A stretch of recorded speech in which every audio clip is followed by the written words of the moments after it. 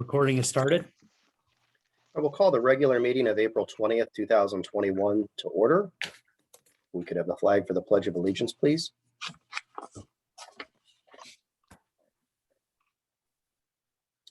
I pledge allegiance to the flag of the United States of America and to the republic for which it stands, one nation, under God, indivisible, liberty and justice.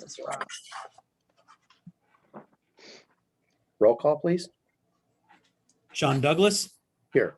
Michael Howry, Michelle Hayes, Here. Brian Horvath, Here. Gene Sensi. Here. Do we have a motion to approve the agenda? I'll move. I'll I'll second. Any discussion? Roll call? Sean Douglas, Yes? Michelle Hayes, Yes. Brian Horvath, Yes. Gene Sensi. Yes, Vote is 4-0. Do we have a motion to approve the minutes of the regular meeting of March 16th, 2021? I'll move. I'll second. Any discussion? Roll call? Michelle Hayes, Yes. Brian Horvath, Yes. Gene Sensi, Yes, Sean Douglas. Yes. Vote is 4-0. Do we have anybody who wishes to give a board member report this evening?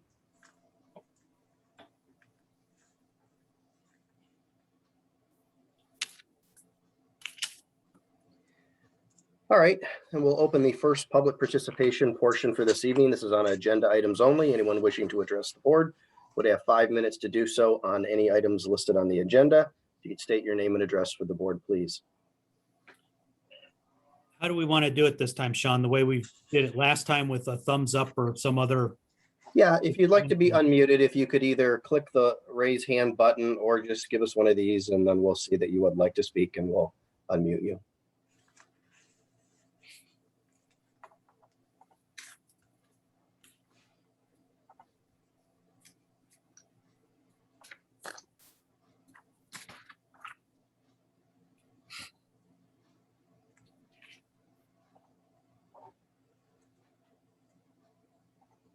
I don't see anything. Do you, Mike? I do not. All right, we'll move on to reports and recommendations of the treasurer. Thank you. I do have one or two items to talk about prior to getting to the items that are on my section of the agenda. First on the agenda tonight is a resolution to approve a shared technology service agreement with Painesville City Schools. This is the 8th district that we will be sharing services with. We are part of a 9-district shared service group.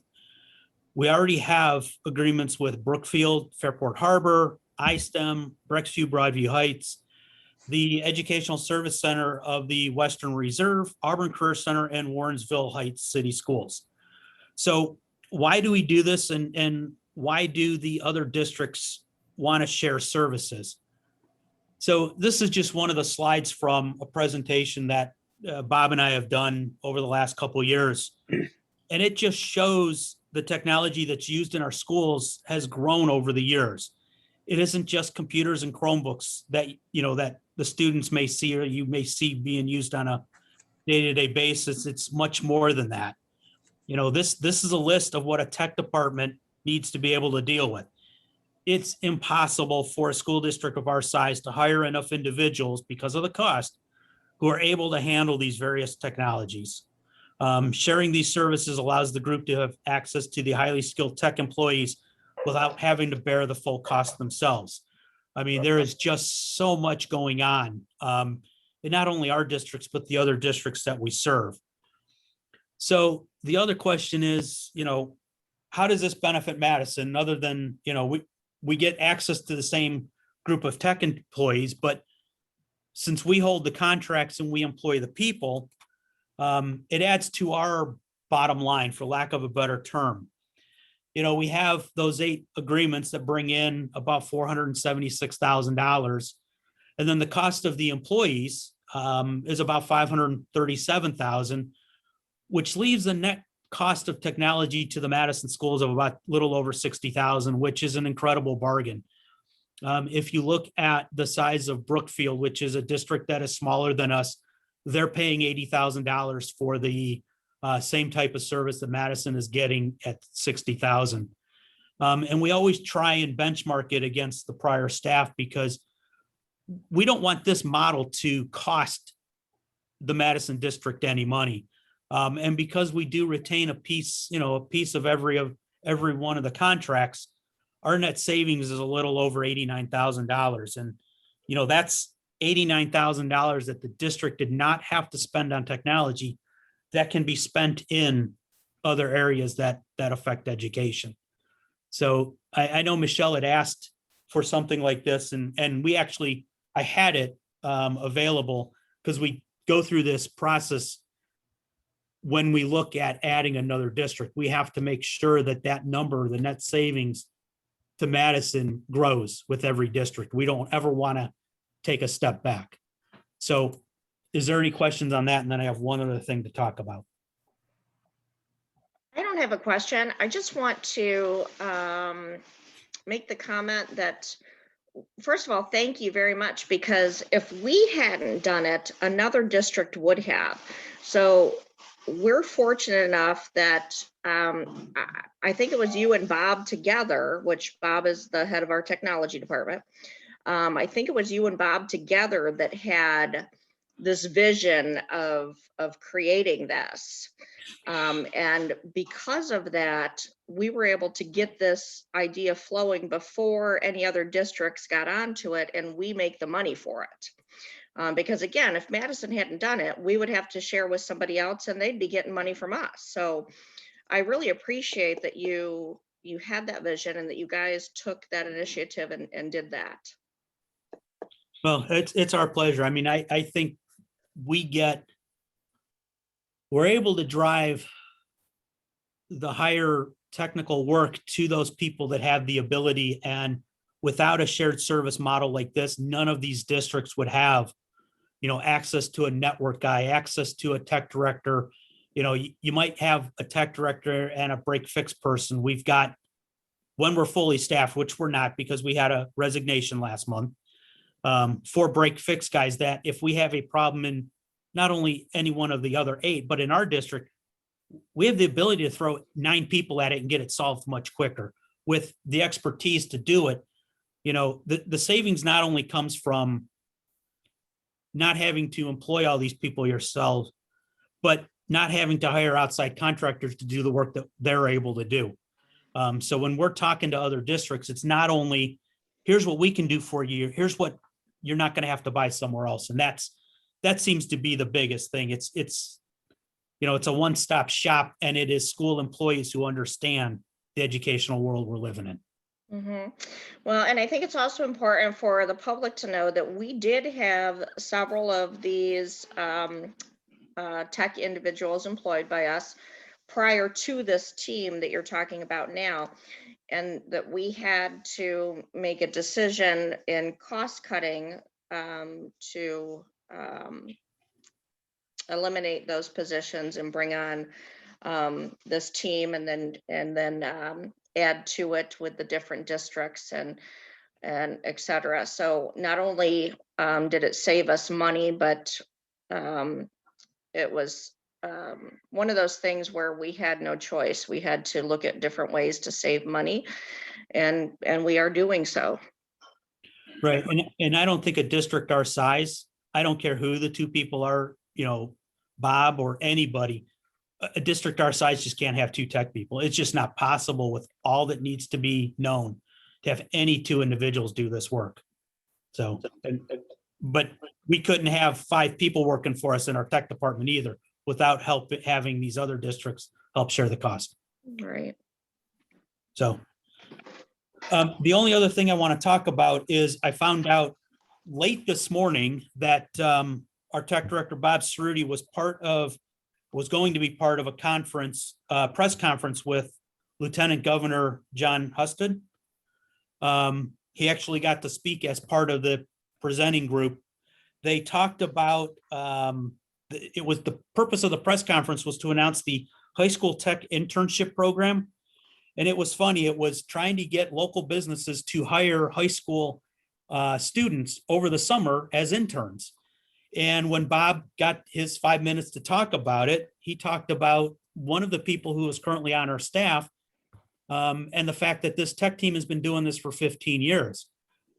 Everyone that has, other than Bob, everyone that's working for the school district right now in the shared service model was an intern at one time. Ashley, Andrew, Norman, and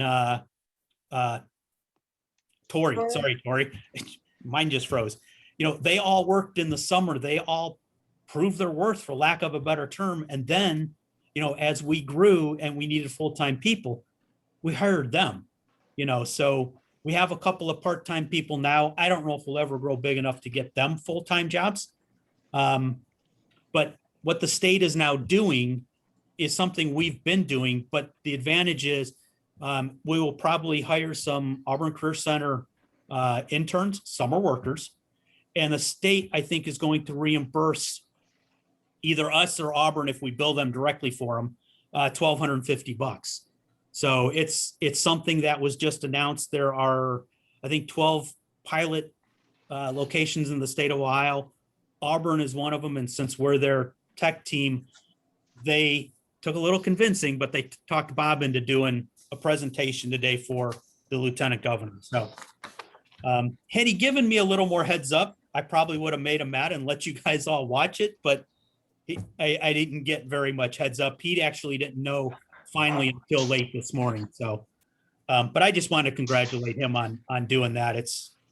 It was a big deal. The only thing I wish is we had a big old Madison banner hanging behind him, but we didn't have the opportunity to get that. So if he does it again, he will have a Madison Schools banner hanging behind him. So any questions on that? Was he a part of the 2:00 press conference then? It was the 1 o'clock with just the lieutenant governor talking. The superintendent of schools was there. Bob was there. I think principal at Auburn, somebody from one of the other tech areas, career techs, and there was one other person talking. Awesome. Yeah, it was kind of neat. If you go to the lieutenant governor's Facebook page, I think the video's out there, and he starts talking about a half an hour in. So it was kind of neat. So if there's no questions, I have 2 items on the agenda. The first is to approve the financial reports for all funds, the fund-to-fund transfer report, and the check payment register for March 2021. I'll move. Second. Any discussion? Roll call? Bless you. Bless Brian you. Horvath, Yes. Gene Sensi, Yes. John Douglas, Yes. Michelle Hayes. Yes. Vote is 4-0. And then the next item is to accept the following donations. A generous donation of $500 from Susan Leach to the Robert Leach Memorial Education Fund. A generous donation of $200 from Allie White to North Elementary School to be used for Science Club and Coffee Bean Club. A generous donation of hand sanitizer and masks from Circle K to North Elementary School and South Elementary School to be used as needed. A generous donation of $150 from North Madison Mini Storage to Madison High School Ecology to be used for ecology projects.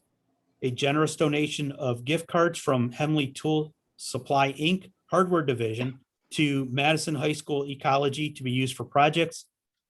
A generous donation of buddy benches and little libraries from Boy Scout Troop 52G and Crew 223 to North Elementary School to be used by the students for recreation. A generous donation of $100 from the McKinney family to the Madison High School Art Department to be used for supplies as needed. And a generous donation of a gift card from Walmart to Madison High School Ecology to be used for garden supplies. I'll move. A second. Any discussion? Thank you very much for the donations. I love that our community is so generous with our schools. So thank you very, very much. Roll call? Gene Sensi, Yes. John Douglas, Yes. Michelle Hayes, Yes. Brian Horvath. Yes. Vote is 4-0. And that's all I have this evening. Thank you. Thanks, Mike. Reports to the administrative team. All right, well, I am going to just do a quick report this morning, or this morning, just about all the activities. And then Jen has got an update about the work she's been doing on summer intervention planning. And a lot has gone into this, and I appreciate all her effort. But first, I just want to say that, you know, I saw a Facebook post last night that said it's so good to see kids coming out of rehearsal, kids coming out of sporting events. It feels almost like normal.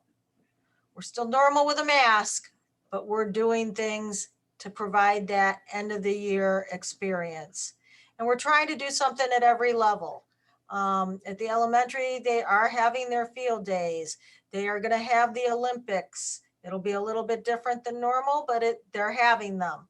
At the middle school, we are going to have an 8th grade formal. So thank you to the PAC group for that and organizing that. But to give the kids some of those closing types experience. And then at the high school, we are going to have awards. The first one is the freshman awards next week, followed by the following week, sophomore and junior awards. And then the senior awards will be on Tuesday, the 18th. So we are going to have those celebrations. They aren't going to be the same types of celebrations because, especially at the high school, because Bill Fisher loves to have his food, but there isn't going to be any food at those events, but we are going to celebrate our students and their accomplishments.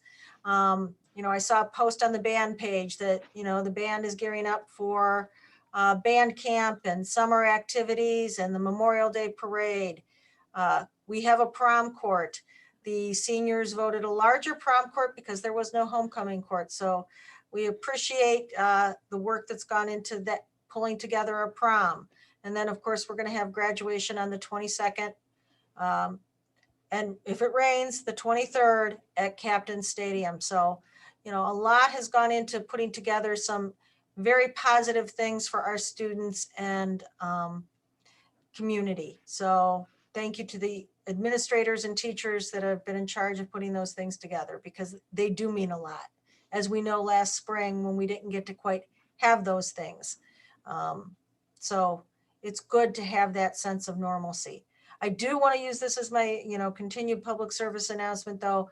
We haven't had a lot of cases, but we've had several cases here and there. There are some districts that have a lot of students out. It seems to be hitting the younger level now that older people have gotten vaccinated. So in order to keep doing all the things that we want to do, you know, we're asking people to wear their masks, hand sanitize, and keep appropriate distance. So, you know, that way we can have all of the fun that we want to celebrate the end of the year with. So that's what I have for this evening. We are starting to talk about next year. The goal is to hopefully have as normal a year as possible. We are looking for guidance from the health department and from the state as we go forward in our planning for next year. But in all the conversations that we have had at various levels, the goal is to be everybody back in school 5 days a week. And hopefully that can happen as the vaccine rolls out and as the pandemic hopefully wanes down. So with that planning in mind, I think it's a perfect segue to Mrs. Jen Cantonese Grimes, who's going to talk about our summer intervention planning. Okay, so this is just a pretty rough overview. First, I wanted to say that this was definitely a collective group effort that did this. We began meeting specifically regarding the summer interventions once the governor kind of decided that they were going to release some money to try to help students to kind of regain some of the skills and kind of get recharged and, you know, trying to get students back for some of the time that they missed. So a group effort for the administration and trying to look at things that we've done in the past and working with our ESC. We're working with Crossroads. We are working with our own staff. And so we really have been kind of really extending all of our relationships to really try to give the kids as much of an experience to kind of bridge a little bit of gap and to bring, some accentuation on the skills that may have been lost, due to the pandemic. So the first thing that we did, I met about once a week beginning in March with the ESC. All of the school districts in the state of Ohio were given the opportunity to have the money released from the governor, and then the governor wanted a plan in place, which I know that Angela mentioned earlier this month in one of the board meetings, and that was due April 1st. So we all had to kind of scramble across the state of Ohio, and especially since Madison hasn't had the opportunity to really have a lot of summer camps or extended year, opportunities for students. So this was a really great time for us to kind of dig back to the time when they had programs and to move forward. So the first one that we have are options that are specifically for our special education population. And this was a great thing. The ESY camp, ESY stands for extended year, extended school year. And for students who have been identified as having a disability, there are, every year we have a meeting, IEP meeting, that's an individual education plan. And at that time, data is discussed and whether or not a student has any challenges with retaining their skills, whether it be from a Christmas break and being off or summer break, and if they're able to regain those skills within a timely manner. If they don't, after the qualifications are filled out, we have the option where they would go to an extended school year camp. What has happened in the past is Broadmoor, where we have several of our student population. They typically hold an ESY, extended school year summer program at Broadmoor, which is actually put on by another agency. This year, very last minute, almost just within a month or two ago, that was decided that that company was not going to be able to do it.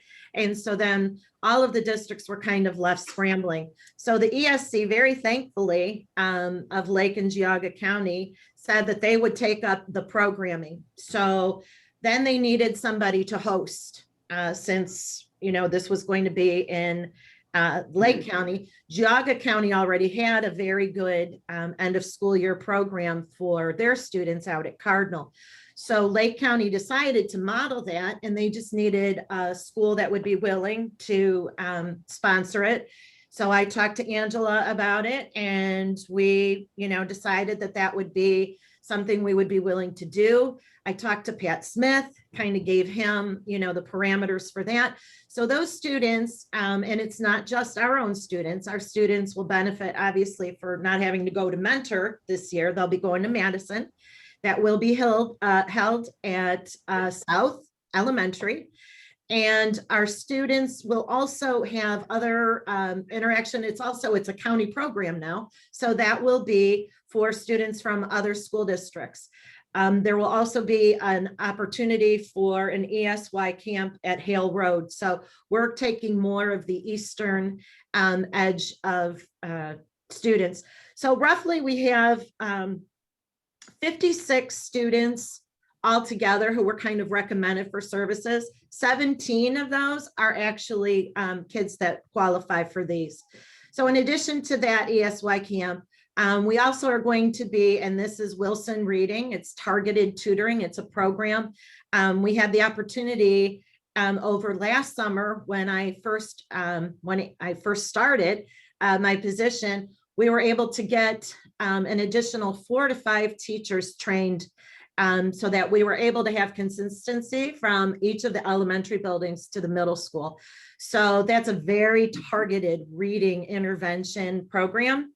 And so we have students who qualify, and those students who qualify, we're going to be offering small group targeted tutoring for those students based on the goals that they have in their IEP. Some of the other things now, we have social emotional support. When the administrative team was talking, we really felt strongly about the social emotional piece and trying to really reach the kids that, have really had some hardship and difficult times, are at-risk students. And so we were trying to come up with some creative ways to not just focus on the academic piece, but the social emotional piece, which we feel is super, is to me more important, because if these kids aren't feeling, themselves or whatever, they're not going to be able to learn. So because we have a very good relationship with Crossroads, we had some meetings with them, and they will be able to support a camp, a leadership with arts camp. Now, we kind of came up with that as an administrative team. We had sent out some feelers to our staff, and the staff, we asked them in a survey, would you be, willing to work, which we had many staff members say they would be interested in summer programming. And then we asked for some ideas. So when we were looking through the ideas, we got some great ideas for art and for music, and also from our OTs, our occupational therapists, who you don't realize they don't necessarily have to have, a physical disability or whatever, but it's about movement and focus. So what we're doing, that's still a work in progress, but that's going to be a plan. So those are just the kind of tentative dates, but that's going to be a week-long camp, and I'm really excited about that one. Mike, do you want to scroll up a teensy bit? Thanks. Also, we have our English language learners, our ELL kids. Back a few years ago, it was called ESL, English as a Second Language, and that has sort of since changed to ELL. We have a population of students that are English language learners, and we had camps held here at Madison. And then I think it was about 2 or 3 years ago that those were not able to, for whatever reason, be held. So we are going to reintroduce those to our students. I've talked with Kelly Chandler, is the high school teacher. She's agreed to work. She has been in charge of the program before. And also Jaslyn Albert, she is our specialist who works with these ELL kids. So we've kind of set up a tentative date and program based on what they had. So now we're coming into our summer interventions. And again, these are students who've been recommended so far. And as I mentioned, there's about 56 students based on teacher recommendation. And so we kind of brought back some programs that we didn't have. So it's Lego learners and Little Engineers. So what that is, it's a combination of targeted intervention, reading, math, and then in the afternoon. So it starts at the library. Oh, I forgot. I'm sorry. The library is a partner with us as well. And so they spend some time at the library, and then they spend some time at the middle school. Also important to note that all of these programs are going to be held at the middle school. So this is all through the month of June. And then the ESY Extended School Year Camp is going to be held in the month of July at South Elementary. So this is just kind of the outline. Mike, if you want to kind of move that up. So that's something we've done before. Now we're coming to our middle school students. And this is, again, another relationship with AWT. And that is with our engineering partners, I believe. Is that right, Angela? Yes, the Alliance for Working Together, which that gives me a plug. The robotics competition is this Saturday. It will be live on the AWT page because they aren't going to allow visitors in because of COVID. Madison has 3 teams competing out of the 18. So that's excellent. I forgot. I know there's a link, I think, if you go to the high school page. I know they've been kind of advertising that. So anyhow, these AWT camps, these are camps that cost students roughly $150. When we're trying to think about our students who, and again, these extended learning are to kind of regroup with our students. And it was not just students who struggle, but even our gifted students, students who may not have had the same rigor, and trying to keep them as, on top of things and being able to offer something to them. So these camps, Girls on the Go and Robotech Week and Mad Scientist Week, those are also going to be recommendation, working with Mr. Brady at the middle school to figure out which students we would like to send, which students might be interested in that. So those details are still being worked out, but that's just one of the options that we plan. And again, when we're talking about kind of making our services available to all students because of the loss of learning during the shutdown. The other program is Building Bridges through the ESC. And again, that's a program that's more targeted interventions.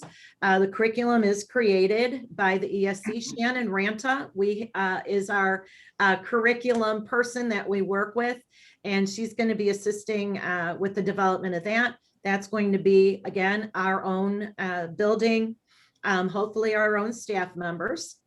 And then Mike, if you want to move it up just a teensy, there we go, the high school. So the high school is still a little bit of a work in progress. The high school has different challenges, and what we really wanted to try to focus on was credit recovery for them. There were a lot of challenges for students, and so what we were trying to focus on are ways to get them the credits that they missed out on, and not just having it through online. So we're working on in-person recovery classes, which would mean we'd have a teacher. Some ideas that we've talked about is having a teacher by curriculum, like on Mondays, students who need to work on admentum classes and social studies, that's when a teacher would be there, and so forth. So these are still a work in progress. Building Bridges is also an incentive based. We were working on, so food always is a good incentive. So we are working with the ESC, Painesville, City of Painesville, and we would be able to provide breakfast and lunch for the students. We're also, Mr. Pira, who is very well-known in the community, especially for all of his hard work with our ecology program. He's proposed a class, and it's really interesting. That would be a hybrid of working outside with the plants, learning, and then even some work experiences as a partnership with the nurseries. So these are just a few of the things, that we've been working on, and we have some final tweaks to make tomorrow. We have an administrative team meeting. I'm good now, Mike. So this is what we've been working on. And the only other piece too, which I failed to mention, was our transportation. So that's another piece that we're working into, being able to transport students.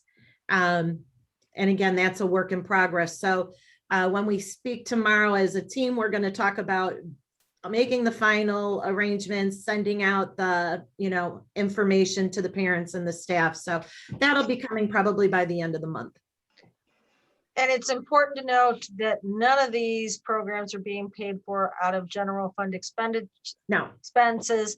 They're being paid for through our stimulus money known as ESSER 2, and we also have ESSER 3 funds that have to be used to address learning loss up to 20% of those funds. So we have a lot of work that has been put into this. The next steps are, we are going to start identifying students and notifying parents. And from there, once we know how many students we have interested, start putting staff in place. So it's a good opportunity for our students that is through the money that we have received from the federal government.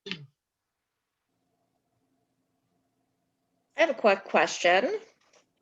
Regarding the transportation, do we provide the transportation to all of the other districts, or are their districts going to be transporting them to us? Their districts will be responsible, or the ESC will be responsible for transporting to us.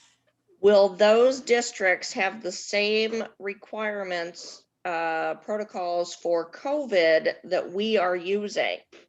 The masks on the bus, the disinfecting of the bus after each use? Yes. Yes. Good question, but yeah, obviously COVID has not left and we still have to be cognizant of what we need to do to protect all the students involved.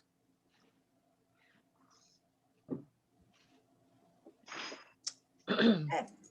Dave, do you have anything up tonight? Yeah, a couple things. First, I wanted to thank Jen for her leadership on the summer programming. There's, as you can see, a lot of coordination among a lot of organizations. So thank you for all of your work on that to this point. Look forward to talking about it more tomorrow. This week, Monday, we had the Ohio Highway Patrol come in for our first round of bus inspections. They looked at 10 buses and all 10 have gone through and are certified as safe. So that was good news. And thank you to Joey White and Bob Roberts for their hard work with our fleet. Secondly, testing began this week, state testing. So I know the elementary has already started. Middle school is starting up tomorrow. High school is going to jump in next week. And, it's not business as usual this year. So I'd just like to send out a reminder to any of our virtual learners and their families. Testing can only happen in the schools. And we encourage remote learners to come in and take the test. I think we'd like to use the data from those tests as baseline data to see, where we are going into next year if possible. But we also respect families' choice to have their kids stay home and learn where they feel that they're safe. So if families don't feel comfortable sending in their students to test, we understand that as well. But that's among a lot of other things. There's a lot happening right now at this time of year. It is a very busy time of year. All right.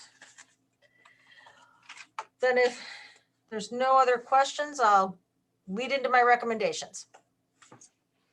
Sounds good. All right. Under the personnel motion, we're asking you to enter into the following employment contracts. First is a casual day-to-day sub, Rachel Barbina. The following substitute teachers is approved by the Educational Service Center of the Western Reserve and/or Madison Local School District. Allison Otterman, to employ Amy Granite under a long-term substitute contract from December 15th, 2020 through May 27th, 2021. We want to say not Sherry Marachek. That was an old motion. I apologize for that. To the duties of Melissa Argy. So that's Melissa Argy. And then we're asking you to approve issuing a continuing contract for the following certified personnel: Heather Rio. And we're asking you to approve the following transfer: Michelle Sell from a 3-hour per day position as a nutrition services cashier at Madison Middle School to a 2.5-hour day position as nutrition services cashier at North Elementary School. And that's the personnel motion this evening.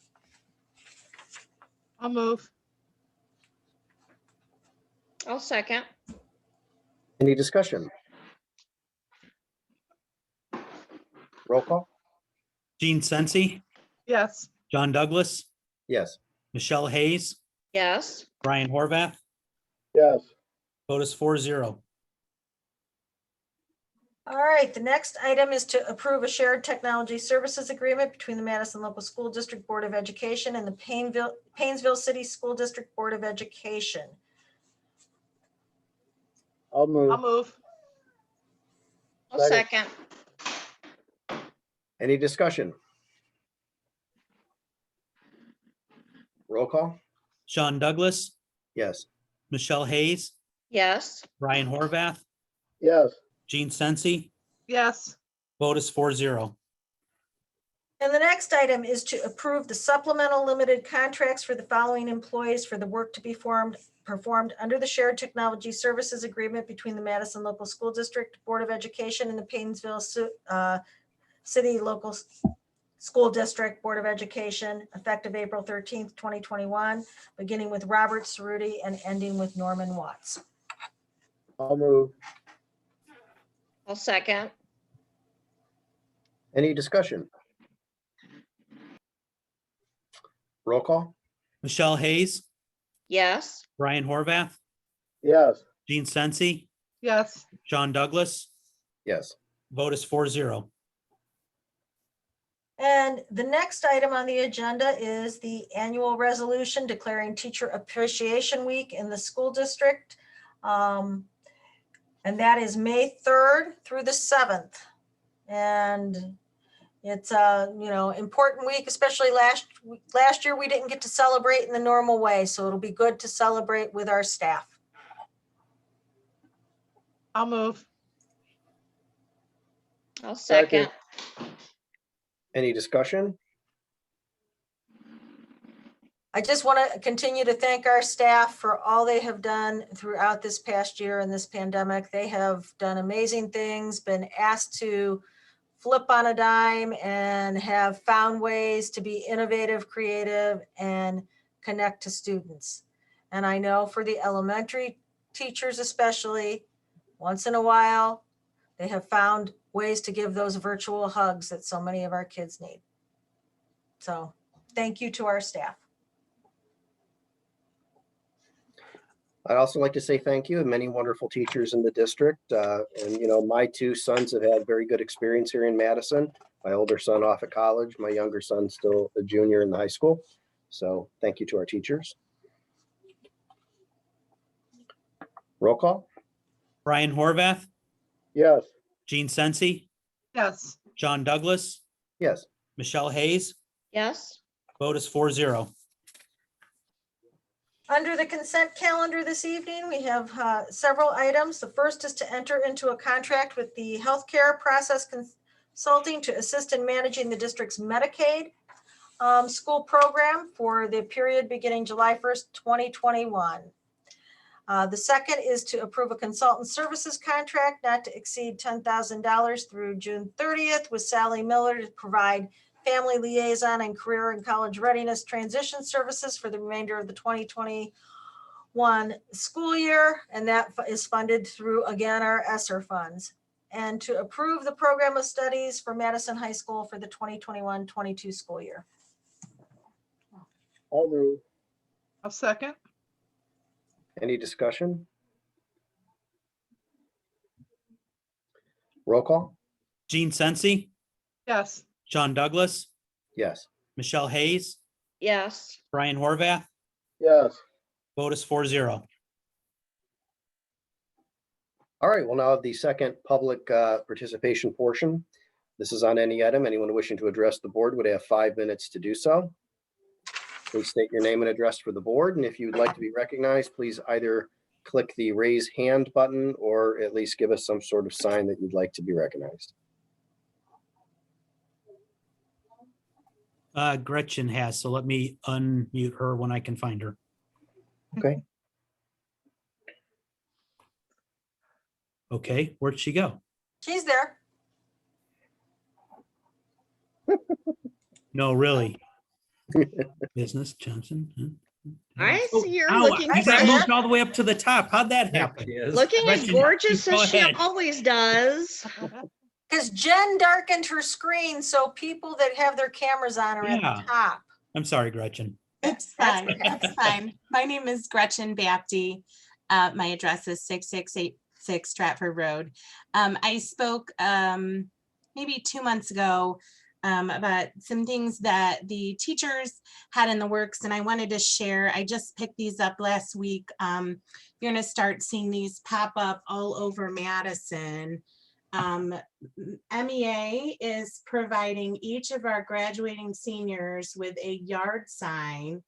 I think they turned out just wonderful. We're really excited to start seeing them pop up for all those seniors. They've had a really challenging year, and the teachers, I think the most exciting thing is that all of our teachers and staff are going to have an opportunity to personally deliver these to our seniors and let them know how much we care about them. So I just wanted to share these signs. I thought they turned out really well. We were really excited to see them all over the community. So thank you. They look great. I love them. do.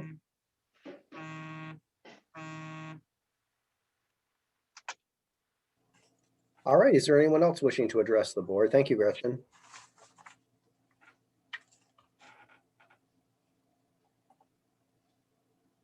I see someone started their camera.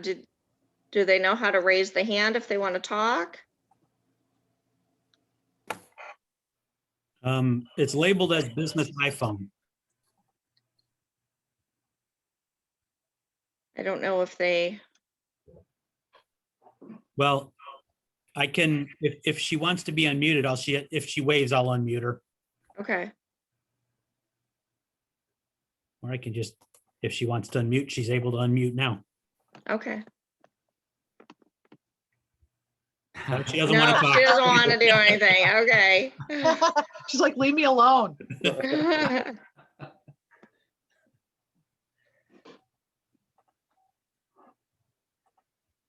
I see nobody else, Sean. All right, well, seeing none, we do not have a need for executive session. Is that correct? We do have a need. Oh, we do. Which one is it, Angela? Number 1.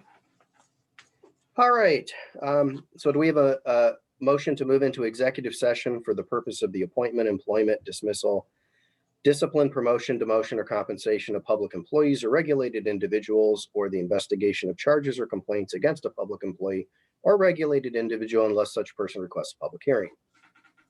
I'll move. I'll second. Any discussion? We do not plan to discuss any or take any action on any items following executive session, so we will just move into adjournment when our executive session is done. Roll call? Sean Douglas, Yes? Michelle Hayes, Yes. Ryan Horvath, Yes. Gene Sensi, Yes. vote is 4-0. All right, so we stand in recess